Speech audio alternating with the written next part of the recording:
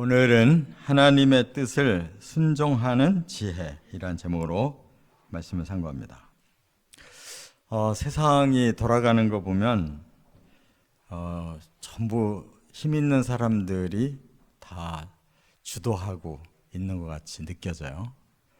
보면 다 권력 가진 사람들이 세상을 움직이고 또 돈이 많은 사람들이 세상을 움직이고 또 보면은 똑똑하다는 지혜가 있다는 사람들이 세상을 움직이는 것 같은데 가만히 보면 그렇게만 되는 게 아니에요. 오늘도 무슨 구청에 구청장을 뽑는다는데 그게 뭘 대단한 거라고. 온 나라가 그냥 모든 방송국이 막 며칠 동안 그것만 하고 앉아 있어요. 참 하여튼 권력이 대단하긴 한가 봐요. 그런데 가만히 세상 돌아가는 거 보면 그렇게 강한 사람들도 하루아침에 다 뒤집어지고 하루아침에 그냥 전쟁 나면 한 나라가 쑥대밭이 돼버리고 경제가 안 돌아가고 세상이 그냥 딱 멈춰버리는 것 같아요. 그런 걸 보면 사람이 세상을 움직이는 게 아니고 오히려 사람들이 세상을 자꾸 해치고 있어요. 결국은 이 세상은 창조하신 하나님의 뜻에 의해서 큰 흐름으로 가고 있다는 것을 성경은 말씀하고 있는 거예요. 그래서 정말 이 세상이 사람들에게 유익하고 행복하고 뭔가 뜻이 있고 보람을 남길 수 있는 삶을 살려면 결국 세상에 어떤 힘 있는 사람들의 주도하는 세상이 아니라 창조주 하나님의 뜻을 순종하는 지혜자들에 의해서 세상이 가야 바로 하나님의 그 계획대로 움직여질 줄로 믿습니다. 그래서 사람들이 결국은 하나님 뜻이 뭔가를 깨닫는 게 제일 중요한데 이것이 잘 소통이 안 된다는 거. 왜냐하면 하나님은 보이질 않으시고 하나님의 그 뜻을 알고 싶다고 그냥 쉽게 세상에서 배우듯이 배운다고 쉽게 되는 게 아니기 때문에 그래서 우리는 하나님의 뜻을 헤아리기 위해서 겸손하게 하나님 앞에 무릎 꿇는 영적인 하나님을 신앙하고 우리 자신을 겸손하게 내려놓는 자아를 우리가 더 낮출수록 바로 보이지 아니하는 그 하나님, 보이지 아니하는 비밀스러운 계획이 바로 우리의 영을 통해 임할 때 지혜가 생긴다는 것을 믿으시 바랍니다. 그래서 여기 1절에 이제 가장 중요한 주제를 이렇게 밝혀놨어요. 누가 지혜자와 같으며 누가 사물의 이치를 아는 자이냐? 사람의 지혜는 그의 얼굴에 광채가 나게 하나니 그의 얼굴에 싸나운 것이 변하느니라. 그래서 여기에서 말하는 이 지혜는 사람이 배워서 아는 것을 말하는 게 아니에요. 하나님이 깨우쳐 주시는 그런 영적인 노하우를 말하는 거예요. 그렇기 때문에 바로 그 하나님의 지혜를 누가 배우고 누가 그걸 깨달았느냐? 그것은 결국은 그 사람에게 진정한 광채가 나고 진정으로 그 사람의 마음의 변화가 왔기에 그 싸나웠던 얼굴이 바꿔지더라 이렇게 말하고 있는 거예요. 사람은 우리의 영이 하나님을 만나서 변화가 와야 진정한 하나님의 광채가 나오고 진정한 하나님의 인격이 우리 안에 형성된다는 거예요. 그래야 그 사람이 진정 하나님의 뜻을 따르는 순종하는 지혜를 터득한 사람이다 그 말이에요. 할렐루야. 그러니까 이 세상 사람들처럼 얼굴이 막 흉악해지면 안 되고, 우리 믿는 사람들은 하나님의 인격을 담고 하나님의 영적 광채가 우리 안에서 나타날 수 있기를 힘써야 될 줄 믿습니다. 그러려면 이제 세 가지 지혜의 원리를 깨달아야 돼요. 첫째, 1절부터 5절 상반절까지 보면 하나님은 세상을 다스리는 권위의 주체이시다. 이 세상이 다스려지는 그 권위는 하나님께 있다. 이거를 깨닫는 사람이 지혜자다 그 말이에요. 한번 1절 2절 다시 한번 읽겠습니다. 누가 지혜자와 같으며 누가 사물의 이치를 아는 자이냐? 사람의 지혜는 그의 얼굴에 광채가 나게 하나니 그의 얼굴에 싸나운 것이 변하느니라. 내가 권하노라. 왕의 명령을 지키라. 이미 하나님을 가리켜 맹세하여 씀이니라. 여기 1절은 우리가 잠깐 풀어서 알겠는데 2절이 뜬금없이 이렇게 나온 것 같이 느껴져요. 앞에 하나님의 지혜를 이제 가진 자가 그의 얼굴에도 광채가, 그의 얼굴에 인격이 이제 나타난다는 걸 말했는데, 권한다 하면서 왕의 명령을 지키라 그랬거든요. 이게 무슨 뜻이냐 말이에요. 우리는 뭐 대통령, 뭐 수상, 왕 그러면 먼저 부정적인 이미지가 먼저 나타나기 때문에 영 이런 말씀이 뭔가 모순이 있지 않나 이런 생각부터 먼저 들거든요. 그런데 성경은 객관적인 그러한 지도자를 말하고 있는 거예요. 이 세상은 하나님이 창조하셔서 사람들에게 질서라고 하는 이러한 원칙을 주셨는데 그것이 바로 지도력이에요. 그래서 이 세상에는 어떤 공동체든지 지도자가 있는 거예요. 가정에도 지도자가 있고, 교회에도 지도자가 있고, 사회 모든 공동체가 지도자가 있고, 민족과 국가에 다 지도자가 있어요. 없는 나라가 없어요. 그건 자동적으로 하나님이 이 세상을 만드시면서 주신 규칙이에요. 그렇기 때문에 왕의 명령을 지키라 하는 것은 뭐 그 왕이 뭐 어떤 훌륭한 왕이든 뭐 악한 왕이든 무조건 왕말 들어라 그런 의미가 아니에요. 하나님이 이 세상을 만드시고 이 세상을 다스리는 원리로 바로 리더십을 세우셨다 그런 뜻이에요. 그렇기 때문에 이미 하나님을 가리켜 맹세했다라는 말은 그 하나님의 뜻 앞에 모든 인류가 순종하도록 그렇게 명령되어졌고 사람들은 그것을 다 받아들였다 그런 뜻이에요.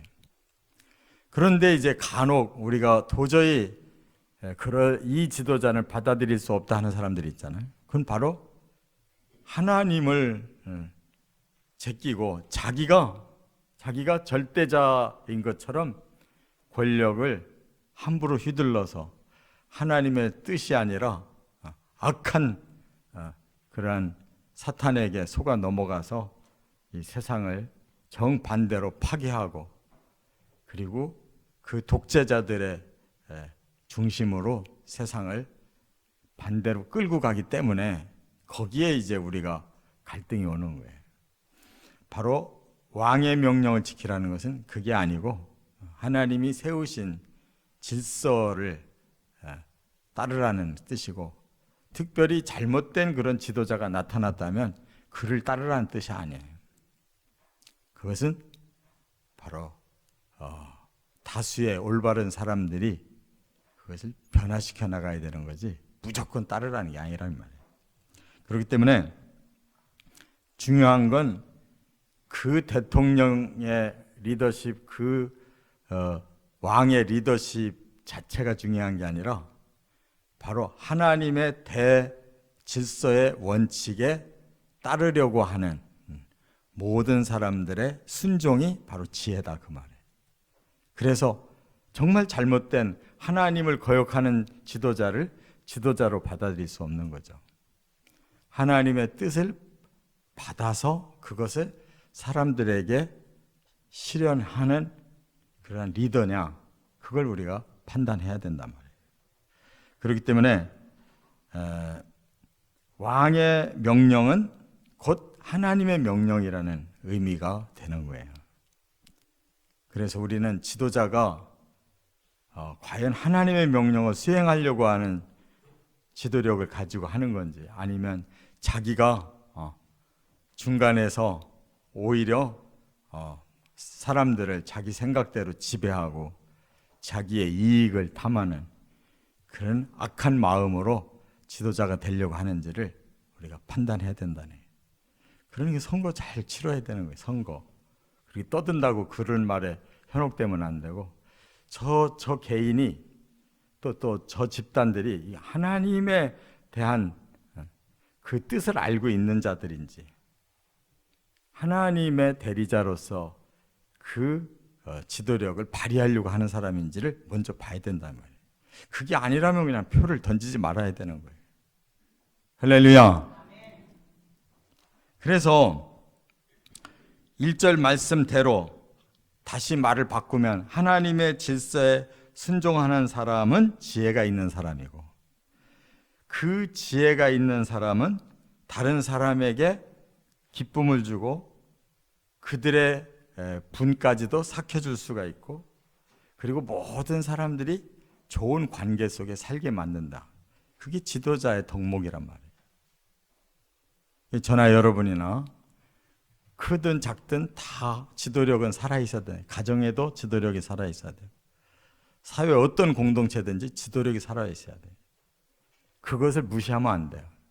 그러나 그 지도력이 바로 세워질 수 있도록 우리의 다수의 사람들이 그 방향으로 그런 지도자들을 일할 수 있도록 뽑아야 되고, 또 하나님의 뜻에 함께 순종하는 힘을 모아줘야 된다, 그 말이에요. 그러면 세상이 훨씬 좋아지는 거예요. 그런데 자꾸 사람들이, 예수 믿는 사람들도 뭐 선거 때가 되면 뭐 예수고 뭐고 없어요. 뭐가 옳고 그르냐가 없어. 무조건 우리 편이냐 적이냐 이렇게 무조건 싸우니까 세상이 이렇게 혼란하고. 하나님 중심으로 판단하시 바랍니다. 두 번째, 5절 하반절부터 13절까지는 하나님은 때와 판단의 주체시다, 이렇게 말씀했어요. 이게 무슨 뜻인가요? 한번 12절 13절을 먼저 같이 읽어보겠습니다. 죄인은 100번이나 악을 행하고도 장수하거니와, 또한 내가 아노니 하나님을 경외하여 그를 경외하는 자들은 잘 될 것이요, 악인은 잘 되지 못하며 장수하지 못하고 그날이 그림자와 같으리니 이는 하나님을 경외하지 아니함이니라. 이 말씀도 앞뒤가 다른 것 같아요. 12절에서는 죄인은 100번이나 악을 행하고도 장수하거니와 이렇게 말을 했거든요. 그러니까 죄인도 뭐 수없이 악을 행하는데 그 사람이 장수하더라, 이런 말처럼 들리거든요. 그래서 번역을 잘해야 되는 거예요. 이 말은 죄인들이 자기들의 하는 말로 우리가 100번을 죄를 저질러도 아무 해가 없더라, 아무 벌도 안 받더라, 장수만 잘한다, 이렇게 큰 소리 친다는 거예요. 세상에 많은 사람들이 그렇게 생각하잖아요. 이건 그 악한 사람들의 생각을 지금 말하는 거란 말이에요. 세상에 악한 사람들은 악을 저지르면서도 거기에 대해 두려움이 없다는 거예요. 이런 거 우리가 잘만 하면 얼마든지 넘어가. 뭐 100번 1000번을 해도 우리가 머리 잘 굴리고 사람들 잘 꼬이면 얼마든지 우리가 원하는 대로 할 수 있어. 이렇게 사람들이 판단하고 산다는 거예요. 그건 너희들 말이다, 이런 뜻이에요. 그리고 내가 아노니 하나님을 경외하여 그를 경외하는 자들은 잘 될 것이요, 여기서부터는 지혜를 깨달은 사람의 말이란 말이에요. 너희들은 그렇게 말하고 세상이 너희들 뜻대로 될 것 같은데 아니야. 내가 하나님의 지혜를 받고 보니 그게 아니야. 세상은 결국 어떻게 되어가느냐 하면 하나님을 경외하고 또 그 하나님을 경외하는 자들의 결과가 결국은 잘 되는 거야. 그게 바로 하나님의 지혜를 받은 자들의 그 결국을 말해주는 거란 말이에요. 하나님 잘 경외하고 순종하는 자가 결국 잘 되지, 너희들이 생각하는 것처럼 그렇게 되지 않아. 그런 뜻이에요. 근데 잠시는 잘 될 것 같거든요. 악하게 얼마든지 다 사람들 속이고 막 세상을 뒤집어 놔도 자기들은 하나 해가 없고 다 잘 될 거라고 생각하는데 그건 잠시뿐이에요. 바로 사탄의 생각이 그런 거예요. 그래서 13절에 악인은 잘 되지 못하며 하고 딱 정의를 내렸어요. 결국 악인은 잘 안 되는 거야. 장수 못하는 거야. 그날이 그림자와 같은 거야. 왜? 하나님을 경외하지 않기 때문에 이렇게 말을 한 거예요. 할렐루야. 이렇게 해석이 좀 제대로 돼야 될 거예요. 말이 앞절하고 뒷절하고 뭐 어떻게 돼 짬뽕을 만들어 놓는 이런 번역이 어디 있냐고. 그러니까 성경이 굉장히 어려운데, 사실 어려운 게 아니고 쉬운 얘기인데 이렇게 번역을 엉망으로 해놓으면 너무나, 그래서 막 난해 구절이 나오는 거란 말이에요. 그 다음에 7절로 가보면 뭐라고 말씀했냐. 사람은 왜 사람의 힘으로만 하면 안 되는가를 이유를 가르쳐 줄게 하고 여기 말씀했어요. 사람은 장래를 알지 못하고, 미래를 아는 사람이 없어요. 내가 내일 모레 어떻게 될는지 아무도 모르고 큰 소리만 치는 거야. 내가 악하게 살아도 얼마든지 나 잘 살 수 있어 이라고 겉으로 그냥 뻥치기만 하는 거지, 내일 모레 진짜 살지 죽을지 사람은 아무도 몰라요. 장래를 모른다. 또 하나, 죽는 날을 알지 못한다. 언제 죽는지 몰라요. 그 다음에 전쟁의 때를 알지 못한다. 전쟁의 때를 알지 못한다는 것이 뭐냐. 이 사람이 전쟁을 일으키지만은 그것이 정말로 이루어져서 막 세상이 혼란에 빠지는 거 사람이 만드는 거 아니다 이거예요. 더 큰 배후에 하나님의 역사가 주어져야 그것이 일어나는 거라는 것 뜻이에요. 하나님의 그 주권에 달려 있다, 그런 뜻이에요. 그래서 뭐 러시아가 그냥 금방 집어먹을 것 같았다가 저렇게 안 되잖아요 지금. 세상 만사가 사람 뜻대로 다 된다면은 뭐 벌써 다 재편이 됐을 텐데 안 되잖아 잘. 또 악의 때를 알지 못하고 그랬어요.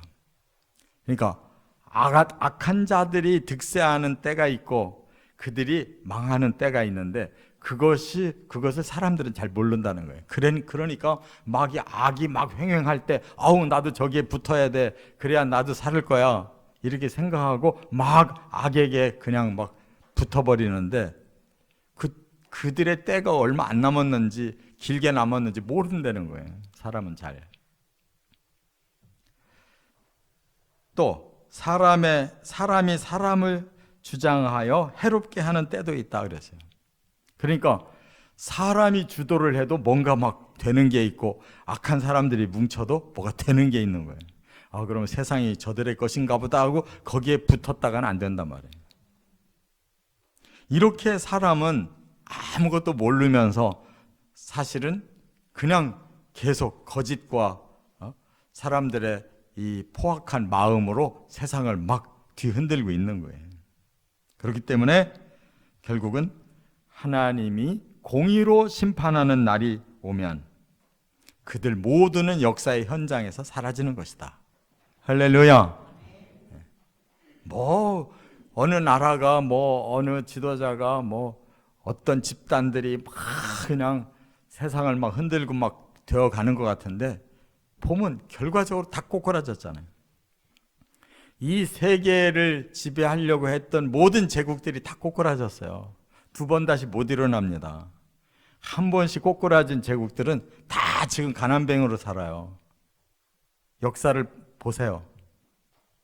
계속 세계를 지배하는 나라가 있는가 보시라고. 다 한 번씩 지나가 지금은 다 그지같이 살아요. 과거에 제국을 이뤘던 자들이.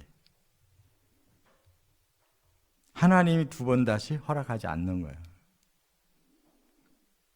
그리고 징벌이 속히 실행되지 않기 때문에 그들이 악을 행하는데 담대할 뿐이다. 바로바로 막 징계가 온다면 그렇게 할 자가 어디 있겠냐. 그런데 하나님은 그것을 굉장히 하나님은 참고 계신다는 거예요.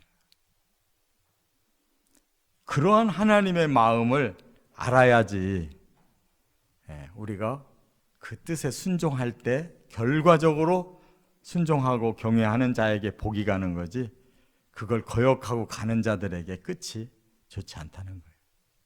그러니까 우리는 역사와 이 미래를 길게 보시고 하나님의 뜻을 찾는 지혜를 꼭 얻으시기 바랍니다. 여기 5절 하반절에 그랬어요. 하나님은 5절 하반절에 하나님의 뜻을 아는 지혜자는 때와 판단을 분별한다 그랬어요. 이 말은 뭐냐?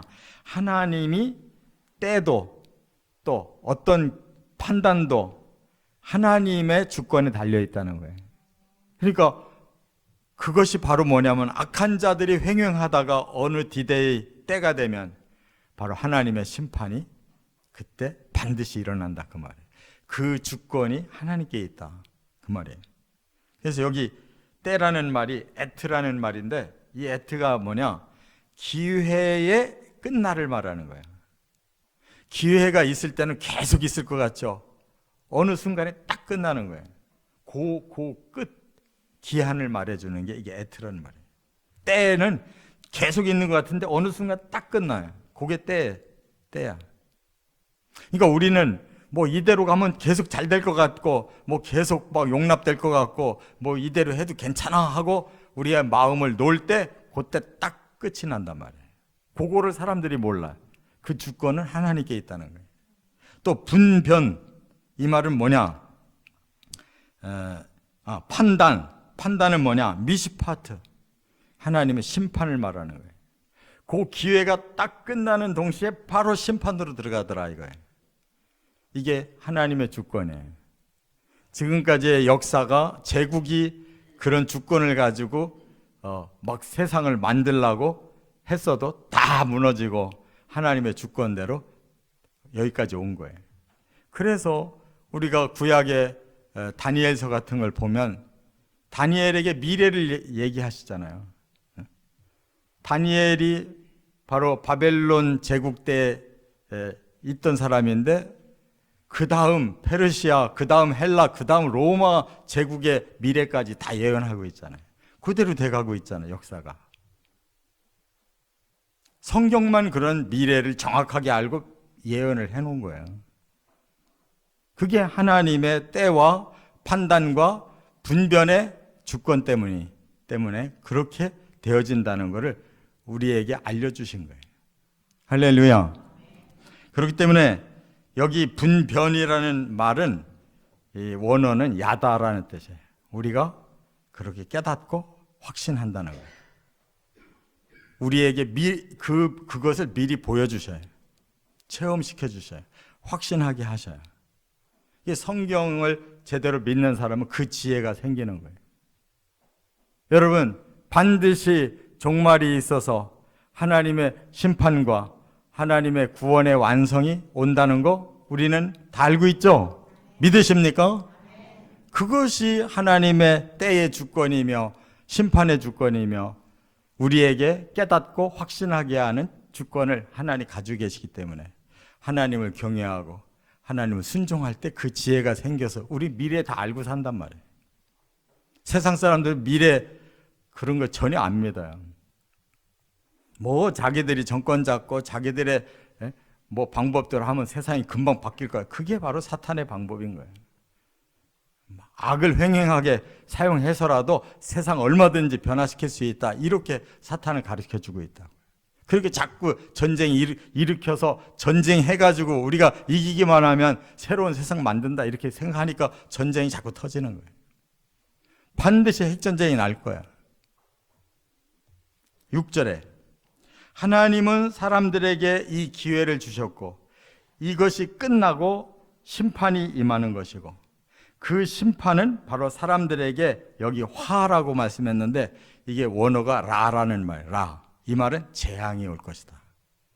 그래서 이 세상은 그 악에 대한 재앙을 반드시 화가 반드시 이 땅에 임한다는 거예요.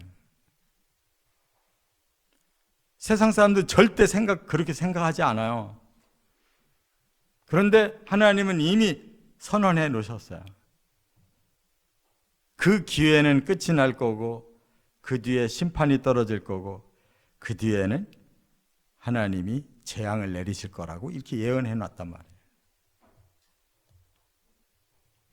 세 번째 14절부터 17절에 또 하나 우리가 하나님의 그 주권을 깨달아야 되는데 하나님은 사람이 다 알 수 없는 섭리의 주체시다 이렇게 말씀했어요. 세상 사람들은 모르는 게 없다고 생각해요. 다 파고들어서 다 알면 다 안다고 그래요. 그런데 세상에는 모르는 게 너무 많아요. 그것은 뭐냐? 하나님만 알고 계신 섭리라는 거예요. 자, 17절 한번 같이 읽어보겠습니다. 또 내가 하나님의 모든 행사를 살펴보니 해 아래에서 행해지는 일을 사람이 능히 알아낼 수 없도다. 사람이 아무리 애써 알아보려고 할지라도 능히 알지 못하나니 비록 지혜자가 아노라 할지라도 능히 알아내지 못하리로다. 비록 우리가 하나님을 잘 경외하고 하나님의 뜻을 또 잘 배워서 순종하는 지혜자라 할지라도 우리도 모르는 게 있다 이거예요. 하나님이 끝까지 안 알려주시고 사람이 모르는 배후에 하나님의 섭리하심이 있다, 따로 있다 이거예요. 믿으십니까? 그게 겸손한 지혜예요. 그것을 부인하는 사람들, 자기들이 다 안다, 자기들이 다 할 수 있다 하는 사람들, 그들은 결국 모르고 엉뚱한 길을 가는 거예요. 지금 과학자들이 엄청난 지식이 발달해가지고 지금 사실은 성경을 입증시키고 있어요. 성경이 사실임을 전부 입증시키고 있어요. 지금 대기권에 이러한 그 파괴가 일어나서 지구가 이제 절단 나는 것이 아주 본격화됐거든요. 지금 1.5도만 더 올라가도 기온이 또 바닷물이 완전히 재앙 수준으로 돌변하는 거예요. 그게 7년 후부터 시작될 거래. 이미 그래서 지금 막 이렇게 기후가 막 왔다 갔다 하고 막 각 나라마다 막 골고루 돌아가면서 이런 재앙이 쏟아지고 있는 거라. 그게 지금 그 징조란 말이에요. 근데 1.5도가 이제 전 세계적으로 이제 올라가면 그 모든 빙하들마저 다 녹아버리고 또 이 대기층이 다 이변이 일어나 가지고 이게 통제가 안 되기 시작하면 바로 물이 넘치니까 지구를 점점 들어오게 되는 거라고. 그러니까 지대가 낮은 곳에 있는 건 다 도시 다 덮이는 거예요. 그 과학자들이 얘기하고 있는 거예요. 그 전문가들이 얘기하고 있는 거예요. 그런데 안 믿으려고 그래, 사람들이. 그런 건 믿어도 괜찮아요. 그 사람들 정확한 그러한 데이터를 가지고 얘기하고 있는 거예요. 7년 후부터 시작한다는 거예요. 낮은 곳에 사는 사람들 물 받아 되는 거야. 지금도 이태리의 그 유명한 그 도시가 지금도 물속으로 점점 가라앉는 데잖아요. 수상 도시가. 그러므로 하나님이 뭐를 여기서 말씀하고 있느냐? 너희들이 모르는 것은 하나님의 섭리하에 우리가 살고 있다라는 것을 알고 오늘에 충실하게 살아라. 오늘에 하나님이 주시는 그 기쁨과 보람을 가지고 살아라. 이 뜻이에요. 뭘 모르면서 뭘 다 알겠다고 야단들 치지 말고 아무리 지혜로워도 모르는 것이 있다는 거예요. 하나님이 다 알려주시지 않은 게 있다. 그것까지는 그냥 너희들이 신경 쓰지 말고 오늘 너희들에게 주어진 이 날에 너희가 허락하신 하루를 또 열심히 충실하게 일하고 먹고 또 수고한 그 즐거움을 누리라 그랬어요. 오늘 하루를 즐겁게 기쁘게 하나님의 은혜에 감사하며 살으라는 거예요. 할렐루야. 그게 지혜로운 거예요. 그게 별것도 모르는 것들이 괜히 그냥 그리고 밤에 잠 오는 사람들 회개해야 돼. 저도 과거에 불면증이 너무 심해가지고 불면증은 일찍 자려고 하는 날은 더 괴로워요. 잠이 더 안 와. 그래서 10시, 12시, 새벽 2시, 새벽 3시, 새벽 4시가 될 때까지 계속 잠을 못 자고 막 더 그냥 막 신경이 곤두서요. 그럼 몸이 마르는 소리가 나는 거예요. 바짝바짝 마르는 소리가 나요. 그러다가 아주 파김치가 되면 그렇게 밤의 끝에 잠깐 자게 되는 거라고. 그런데 왜 그러냐? 그때 제가 고민이 많아서 그래. 고민을 안 했어야 되는데 너무 나는 앞으로 어떻게 나 하나님 믿는 사람인데 내가 열심히 신앙생활하고 막 열심히 공부해서 직장 잘 잡아가지고 앞으로 뭘 해야 되겠다 막 이런 생각이 굉장히 차 있었던 때가 있었거든요. 그냥 막 의지적인 신앙생활을 하려고 막 굉장히 노력했다고. 그러다 보니까 이게 완전히 노이로제가 생긴 거예요. 그냥 머리에 생각이 너무 많은 거예요. 막 완전히 그냥 막 예수님을 막 내가 어떻게 하면 예수님 잘 믿나 이렇게 생각하고 사는 때가 있었다고요. 그러니까 잠이 안 오는 거예요. 잠이 안 오는 분들 보면 다 자아가 강해요. 자기 생각이 너무 많아. 그런데 한참 생각하면 이것도 아니고 저것도 아니고 막 짬뽕이 되는 거예요, 스스로. 이거 어쩔 바를 몰라, 스스로. 그게 자기 책임이야. 자기 자아를 내려놓으라고. 저는 지금 제 자아를 내려놓는 훈련을 많이 해서 그런지 지금은 너무 잠을 잘 자가지고 골체가 아파요. 8시가 되면 못 견뎌, 그냥. 새벽 1시, 2시면 그냥 자동적으로 깨. 일찍 잤으니까 깰 수밖에 없지. 그냥 푹 잤으니까 그냥 5시간만 자도 아무 이상이 없어요. 그게 하나님 주신 지혜야.